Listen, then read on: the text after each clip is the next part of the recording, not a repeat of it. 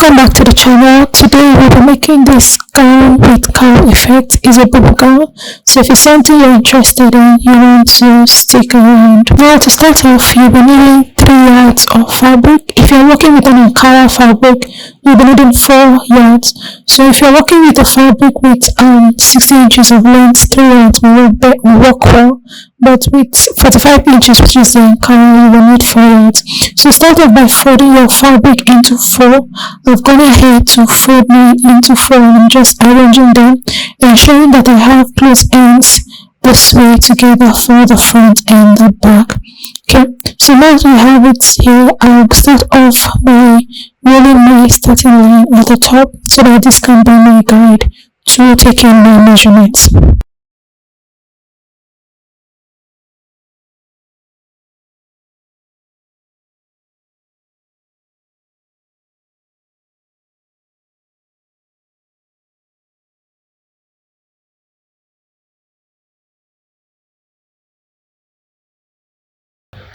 So now that we have it done, we want to start off by taking our neck width measurement. So note that this type of gown, they don't come with zippers, so you want to make your neck wide enough. So I use 3.5 inches for the neck width, and then for the neck width of the back, I'm using 1.5 inches since we're cutting the front and back together. So the neck width is 3.5 for both, and then the neck depth for the back is 1.5 inches. So next, for the front neckline, neck depth, we're going to use 7 inches. So the neck, it's going to have like an opening, like a slit around the neck area. So I'm marking 7 inches first. Now from the top again, I'll come down by 4 inches for the first one. So we're going to have a round neck, and then we have that slit opening. So I'll connect my round neck first. Okay, remember I said the neck is going to, the front neckline will have like a slit in front. If you don't want it to have a slit, what you do is just to close it up and make your neck wide enough for your head to pass through. So instead of using exactly 3 inches that is left from the 7 inches I took initially, I marked 2.5 inches, so that the half inch will be for joining around that point. So now I'm marking half of the shoulder measurement I'm working with.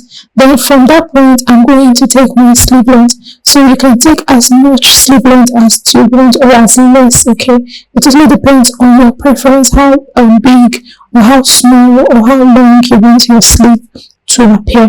So I'm going to just take what I have here and sure to also add the allowance for hemming, because you're going to be folding the ends of your sleeve. Now from that point, I'll go down by 1 inches for my shoulder length, and I'll connect from that point into my neck width.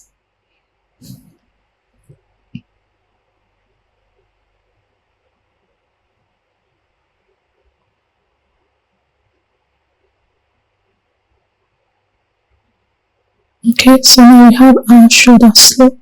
Now from that shoulder slope point, we're going to mark the sleeve opening.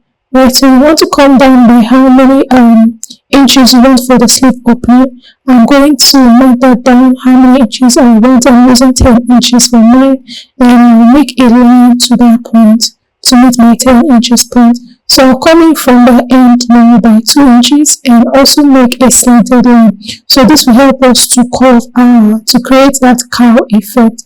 So now that we have this done, another thing we want to note is where you want your cowl to start from. You want it to start from the waist.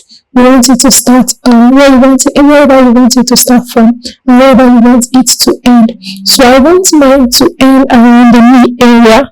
I'm going to take my measurement to where my knee will end, from the shoulder to the knee point. I will take the measurement down to that point, and I will move a line across it like so.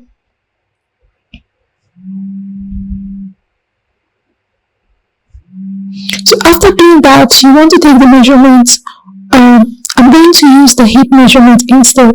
Now this is supposed to be free. It doesn't need to be holding your legs while you're moving. You can also use your knee measurement and then add extra inches to that. Okay, so take for example, the hip measurement is 40 inches. 40 divided by 4 is 10. You can add 2 inches to that so that it is free. You don't want it to be tight. Okay, this is already a free dress.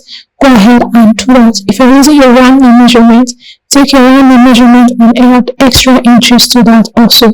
So now that I've achieved that, I'm going to connect from where I marked to meet what I have around the sleeve area. So you're going to just come down, okay, and just mark it down. So I'm just using different chalks, so it's clear enough for you to see.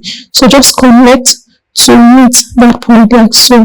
Like I said, you can make it, can adjust it as much as you want, depending on wherever you want it to end. Right, so now I have mine just there. So I used my free hand to just create that. So you can see it from this point here. Just go down to meet that point. Now from the knee point we're going to just go straight down to the full length, and we have that sorted out. Like I said, if you want to make an adjustment, go ahead and do that. So we're going to take the measurement for the length of your gown wherever you want it to end. Okay, you can also make this in a shorter form. If you want it to be around the knee, like you want to make a short dress, you can also do that. But the client wants this as a long dress, so we're going with that. So you're going to take the full measurement of where you want your dress to end, rule a line across it, and then connect from your knee point where we marked earlier to that point. So you're just connecting straight to that point. So from the knee, it's going to be straight to wherever your full length is ending.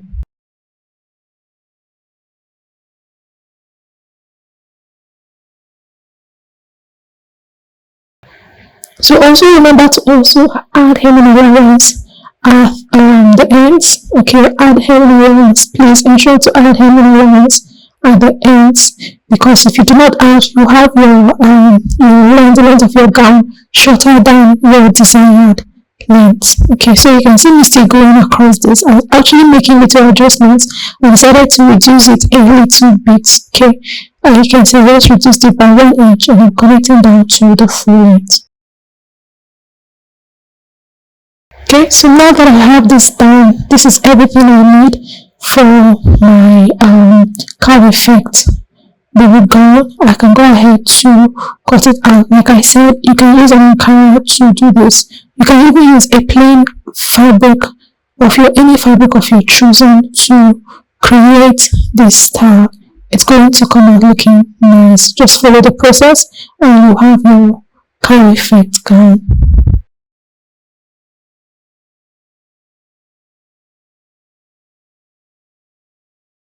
So we're going to cut out the back neckline first, and after cutting that, you remove the one inside for the back, fold it back, okay, and then you cut out the front neckline. So you start off by cutting the round part of the front neckline first, and then you make an opening down to the point where we marked earlier. So now I'm going ahead to cut facings for my piece. If you're constant on this channel, you know I prefer using facing for my piece than bias. Okay, I will also advise you to use facings, especially if you're creating the clothes for your clients. It's best to do that. It makes your work look neater and more professional than using your bias to just type around it. Okay, except you're using a matching fabric for that. So I'm just going ahead to cut the facing. This is for the front piece. You want to ensure that you're cutting exactly what you have. Also remember that the front piece has a slit, so ensure to also indicate that slit on your piece. So you can see this is what I'm doing here. I just marked that point. What I had on my slit for the front is 2.5 inches, so I marked it there, but I did not cut it out. So now soon I'm going to just stitch it, following what I have on my front pattern to sew, and then I trim out the excess I have. Now I'm going ahead to cut out the back pattern. I'm also going to fold my piece of fabric into two, fold the neckline into two, and then just trace out what I have on my piece.